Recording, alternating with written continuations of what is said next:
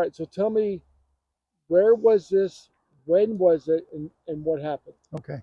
So my name's Coomeri. Start out with that. This happened in Breathitt County in South Jackson, Railroad Street actually. That's where we lived at the time. It was probably 77, 78. We standing in the kitchen one evening. It's actually a fall evening.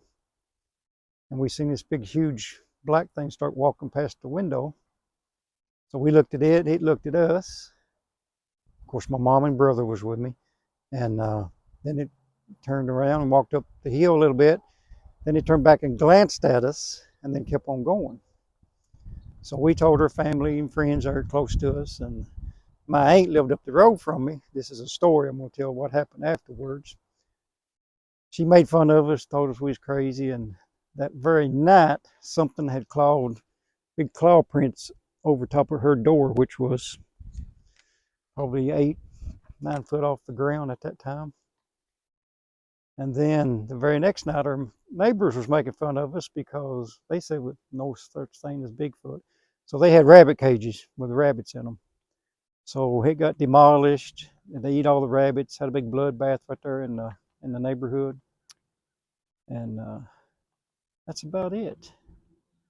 Okay, the window. Uh-huh. How high do you estimate the Bigfoot was as it walked by? Okay, so top of the window was about 1 foot from the top of the ceiling, so that's about 7 foot.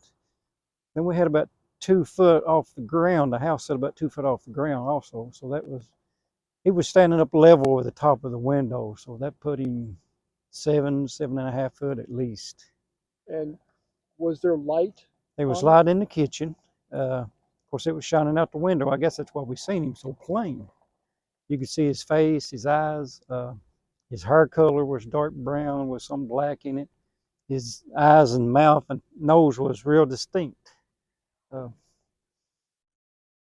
What did the eyes look like? The eyes had a little, I wouldn't say yellow, but a little light yellow colorish to his eyes. They was huge. He had a big nose and big mouth.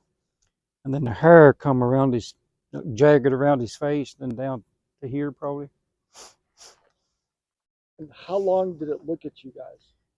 As soon as it looked at us, it just a couple seconds, I guess, and then it turned around, walked up the hill, and like I said, it stopped and then glanced back at us, and then it disappeared into the wood line. When you saw it walk up the hill, did you guys walk over to the window and watch it?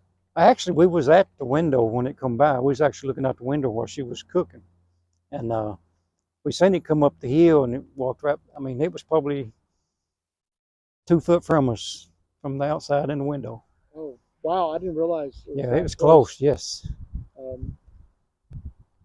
The nose, can you describe more about the nose? The nose was huge, and it had 2 big nostrils, kind of put you in the mind of a gorilla nose, actually. Yeah. And the skin on it, could you tell anything about the skin on the face? It was dark. The face was dark. Didn't see a lot of skin. It was mostly hair. Basically, his nose and eyes is about the only thing we could see really good. And his mouth, of course, you could tell where his mouth line was, but as far as the skin, it was just a little bit. And when he turned to walk up the hill behind your house, anything else you could remember when it walked away? Just that, like I said, it stopped behind the house and glanced at us again, and then it disappeared into the woods. So you had enough light from the window to see it walk away? Yes, yes. Any other light outside? Street light. Street light? Street light was right in front of our house. Okay. So you got some look at it. Yes. Did you go outside to chase it? Heck no. After we seen it, that was enough for us. Yeah. We started telling my father and my other sister about it. So. Did they believe you? They did. They did. Honestly, yeah. Did you guys go try to hunt it or anything like that? No, we never did. That was it for us. After we seen it, that was it for us. Did this whole thing scare you or traumatize you, or?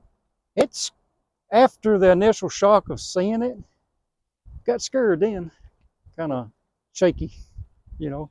So after seeing it, it sank in. It sounded like. Yep. You realized what it was after. We realized what it was, and we'd actually seen one. Wow. And now this is many years later, right? Yes. So how old are you now? I'm 60 now. 60. And this is back when you were a teenager, Probably 12, 13. 12, 13. Mm-hmm. So throughout your life, how many times do you think about this? Every day. Yeah. I do, every day. I watch a lot of TV on it. I watch the Bigfoot shows. I mean, I'm an avid Bigfoot fan. Yeah, a lot of people do Yes. become fans or researchers when they I see do. I them. read a lot about it. I watch a lot of TV about it. I watch a lot of shows about it. So what do you think Bigfoot is? a creature that nobody knows what it is. Yeah. Do you think it's related to the paranormal, supernatural? I don't think it's related to anything but its own self or own species. There ain't nothing else looks like it. Yeah, just a species. Yep. We don't know what it Right. is yet. Right. That's kind of what I think too. Yep. It's a yet to be discovered hominid, Right. like us. Right. That's what I think. But we don't know. That's right. We don't know. Well, more questions than answers. Yes, sir. Yes, sir. Well, I appreciate you sharing that story again. That's no problem. amazing. I appreciate you interviewing me. You're welcome.